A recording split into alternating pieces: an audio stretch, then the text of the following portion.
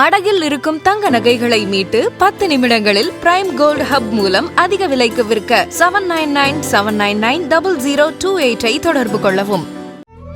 தமிழர்களின் number 1 choice Tamil matrimony.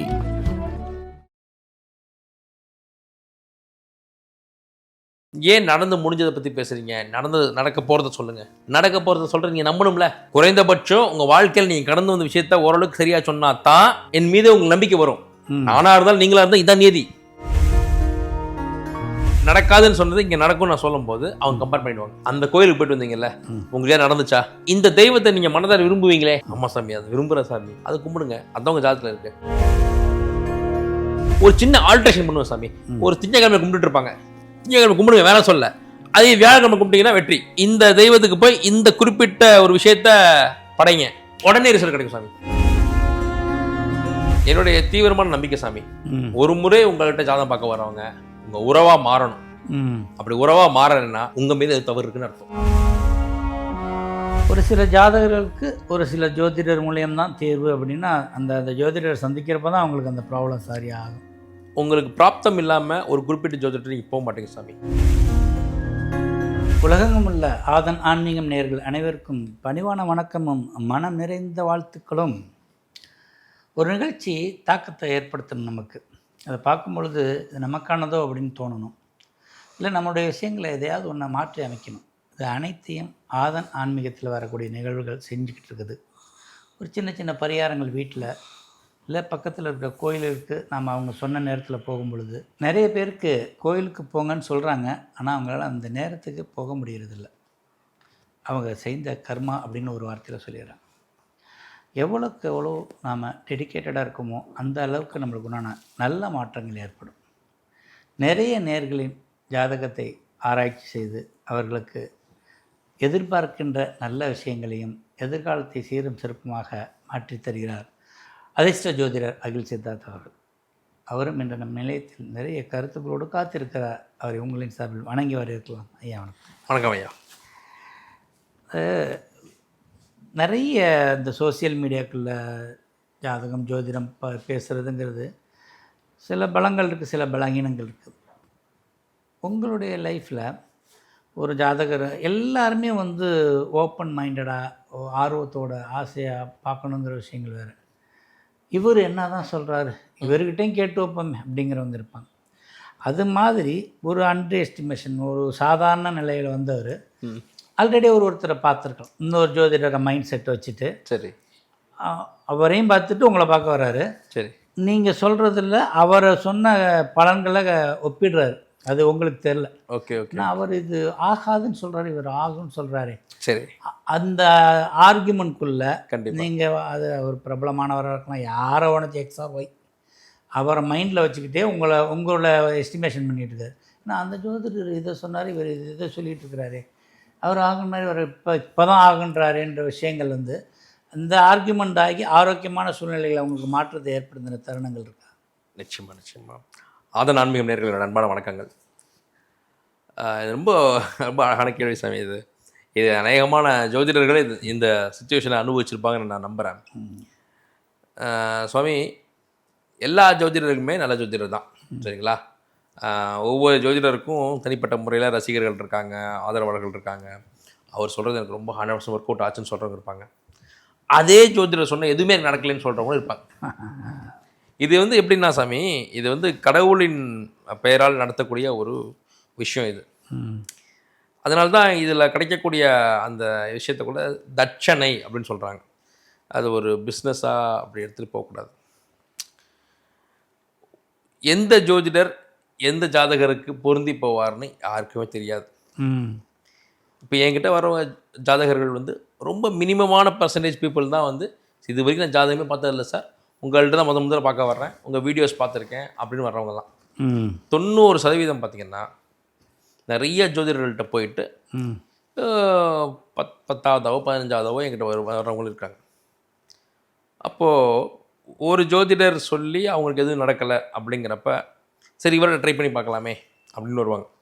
ஓப்பனாக ஒரு உண்மையை சொல்கிறேன், ஒரு ஜோதிடர் சொல்லி உங்களுக்கு பலிச்சிருச்சு, இல்லை அவங்களுக்கும் உங்களுக்கும் ஒரு நல்ல ஒரு ரேப்போ பில்ட் ஆகிடுச்சு, ஒரு நல்ல வேவ் லெங்த் உருவாகிடுச்சு அப்படின்னா அதுக்கப்புறம் நீங்கள் வேறு ஜோதிடர் போக மாட்டீங்க.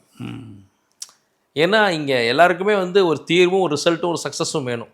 அதை ஒருத்தர் கொடுத்துட்டாருன்னா அதுக்கப்புறமா நீங்கள் வேறு தேடி போக மாட்டீங்க. இது என்னமோ சும்மா ஒரு டைம் பாஸ் கிடையாது. ஒவ்வொருத்தரும் தங்களுடைய கஷ்டப்பட்டு ஹார்ட் ஏர்ன்டு மணி, கஷ்டப்பட்டு சம்பாதிச்ச பணத்தை தட்சணையாக கொடுத்து பார்க்குறாங்கன்றப்போ இது விளையாட்டு காரியம் இல்லை. ₹1 இருந்தாலும் அது காசு தான், எத்தனை ரூபா இருந்தாலும் காசு தான். அப்போது தங்களுடைய நேரத்தையும் பணத்தையும் இன்வெஸ்ட் பண்ணி ஒரு கன்சல்டேஷனை நோக்கி போகிறாங்கன்னா அதில் ஒரு கன்சல்டேஷனில் வெற்றி கிடச்சிருச்சு, ஒரு ஜோதிடரை சொல்லி உங்களுக்கு நடந்துருச்சு அப்படின்னா இவர் தான் நமக்கு செட் ஆகிறாரு அப்படின்னு ஆயிடும் சாமி. ஒரு சட்டை போல தான் ஒரு ஜோதிடர். உங்களுக்கு ஃபிட் ஆகிடுச்சா, உங்களுக்கு கட் ஆகிடுச்சா, பி ஹாப்பி வித் இட். அப்போது இன்னொரு ஜோதிடர் சொல்கிறது பழிக்கலை அப்படின்னு நீங்கள் சொல்கிறதுல வந்து நியாயமே இல்லைன்னு நினைக்கிறேன் நான். அவர் உங்களுக்கான ஜோதிடர் இல்லை, அவ்வளோதான். தெய்வங்களுமே அப்படி தான். எனக்கு என்னமோ இந்த அம்பாளை கும்பிட்டா நல்லாயிருக்கு அப்படின்வாங்க சில பேர். எனக்கு பெருமாளோட சிவன் தான் அப்படின்வாங்க. சில சிவன் பெருமாளோட முருகன் தான் அப்படின்வாங்க. இன்னும் சில பேர் சித்தர்களை சொல்லிப்பாங்க, சாய்பாபா, ராகவேந்திரன்வாங்க. ஒவ்வொருத்தருமே கடவுள்கள் தான். ஒவ்வொரு கடவுளுக்கும் அபிமானிகள் உண்டு. ஒவ்வொரு சிலருக்கு ஆட்கள் இந்த தெய்வம் பேசுன்னு சொல்லுவாங்க. அப்போது அந்த இஷ்ட தெய்வமாக உபாசன தெய்வமாக அவங்க கெட்டியாக பிடிச்சிக்கிறாங்க இல்லையா, அது மாதிரி தான் சாமி ஜோதிடரும். அப்போது எனக்கு நிறைய சம்பவங்கள் அது மாதிரி நடந்திருக்கு சாமி. சார் நீங்கள் இது இப்போ நடக்கும்னு சொல்கிறீங்களே, இல்லை இது எப்படி சார் சாத்தியம்? எனக்கு ஓப்பனாக உடச்சிருவாங்க. எனக்கு ஸோ வந்து இது நடக்காதுன்னு சொன்னாரே சாமி. அப்படிங்களா? சரி, நான் சில கேள்விகள் கேட்குறேன்.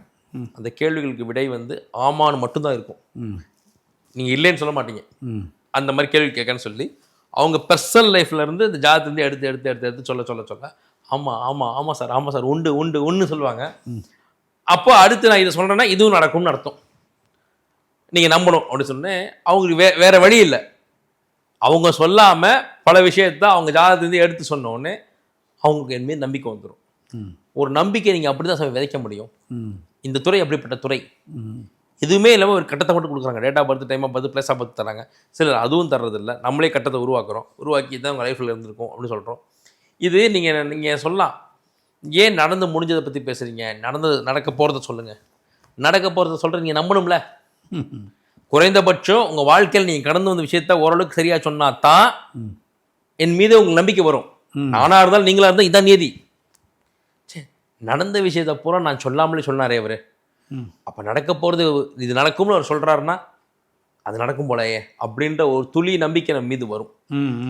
சாமி, அந்த துளி நம்பிக்கையை தான் நம்ம வந்து ஒரு கோபுரமாக கட்டி எழுப்பணும் சாமி.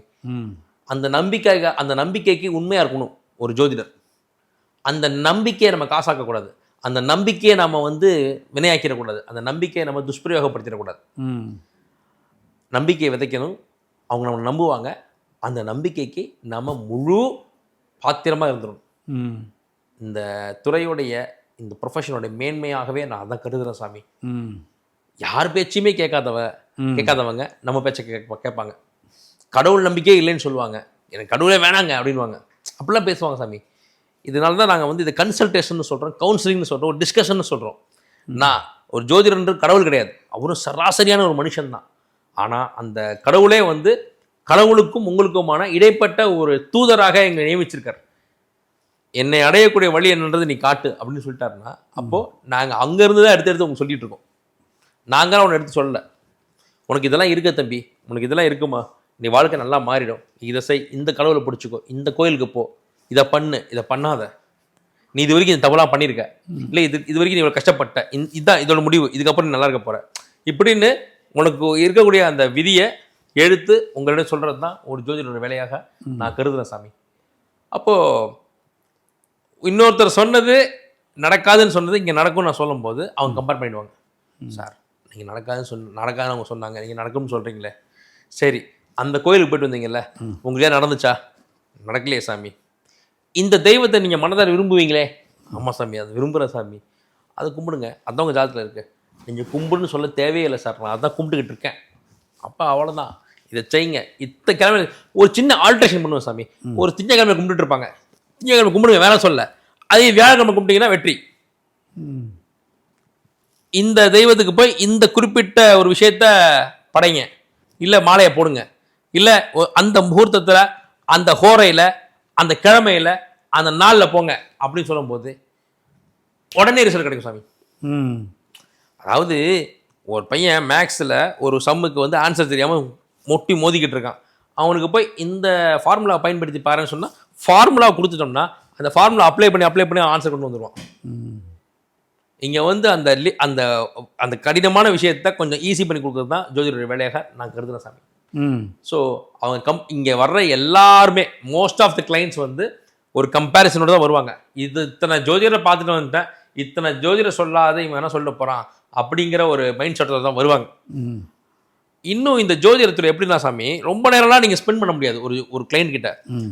ஒரு கன்சல்டேஷன் ஆரம்பித்த 2வது நிமிஷம் 3வது நிமிஷத்துக்குள்ளே அவர் மனதில் உங்கள் மீது ஒரு நம்பிக்கையை நீங்கள் விதைச்சே ஆகணும்.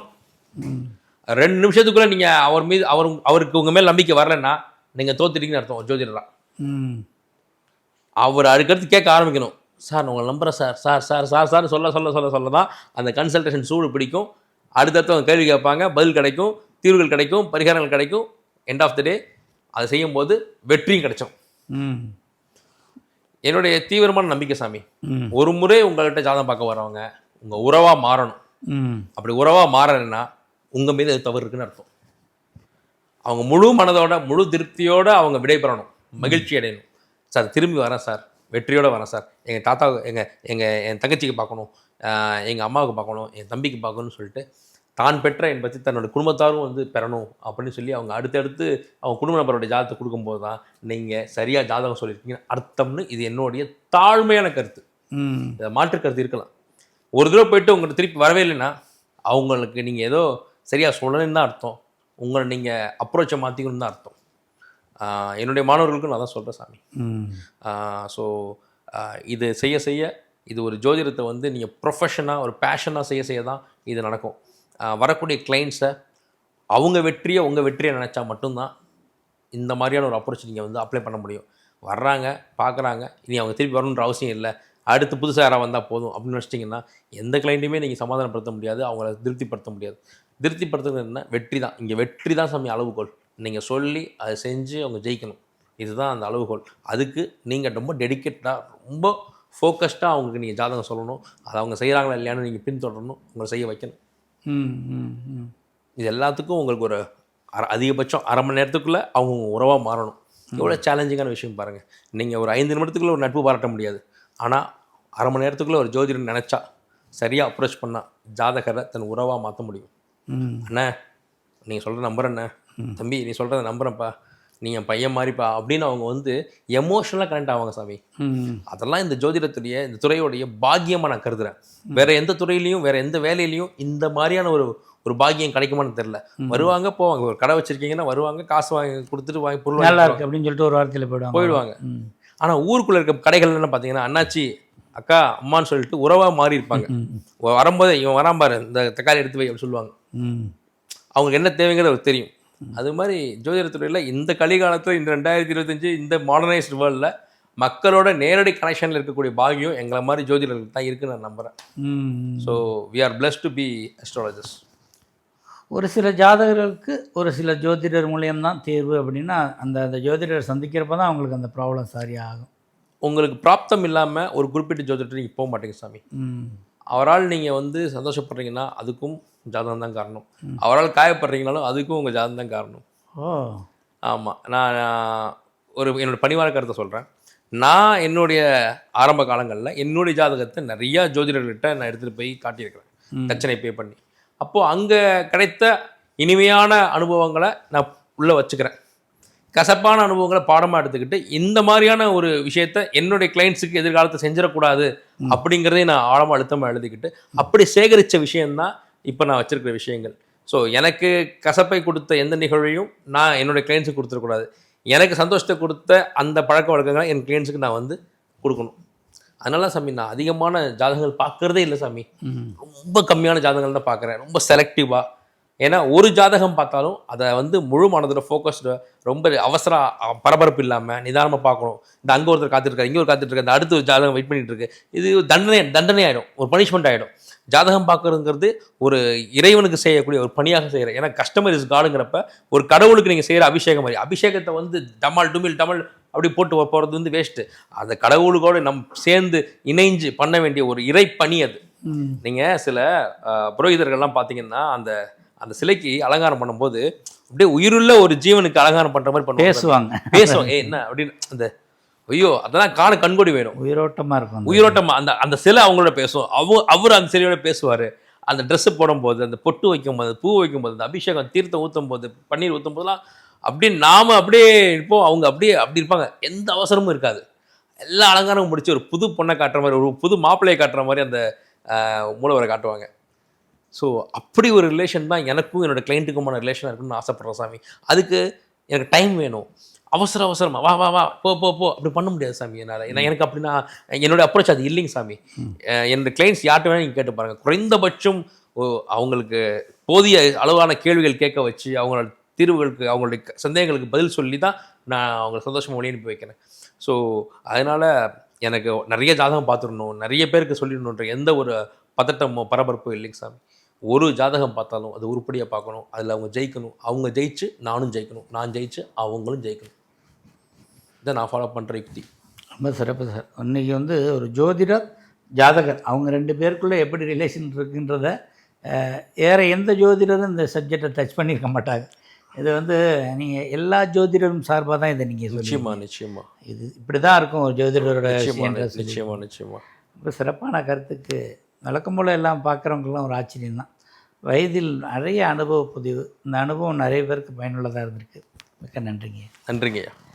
என்னங்களே, ஜோதிடரை பார்த்தோம், பலன் தெரிஞ்சுக்கிட்டோம், சரியில்லை சரி இருக்குது அப்படிங்கிற கருத்து எல்லாமே உங்கள் ஜாதகம் தான் முடிவு பண்ணுது. சரியான ஜோதிடரை சந்திக்க வைப்பதும் உங்களுடைய ஜாதகம் தான். காத்திருக்க முடியாமல் சில நேரத்தில் சில விஷயங்களுக்கு காத்திருந்தால் தான் 10 மாதத்துக்கு அப்புறம் பிறக்கிறது தான் முழு குழந்தை. முன்னாடி பிறந்தால் அது வந்து குறப்பிரசவம், அதை பாதுகாக்கணும். அதனால் ஒரு ஜோதிடருக்காக காத்திருந்து பலன் பெறுவது என்பது சிறப்பு. இதே போன்ற பயனுள்ள நிகழ்ச்சியில் மீண்டும் சந்திப்போம். அதுவரை நன்றி, வணக்கம். அதிர்ஷ்ட ஜோதிடர் அகில் சித்தார்த் அவர்களிடம் ஜோதிட ஆலோசனை பெற வேண்டுமா? 9566626742 என்ற எண்ணிற்கு உங்கள் பெயர் மற்றும் தாங்கள் இப்பொழுது வசிக்கும் ஊர் இந்த 2ஐயும் டைப் செய்து அனுப்பவும். உங்களுக்கு வாட்ஸ்அப் மூலம் மட்டுமே உங்களுக்கான பதிவு மற்றும் ஆலோசனை பற்றிய விவரங்கள் அனுப்பப்படும்.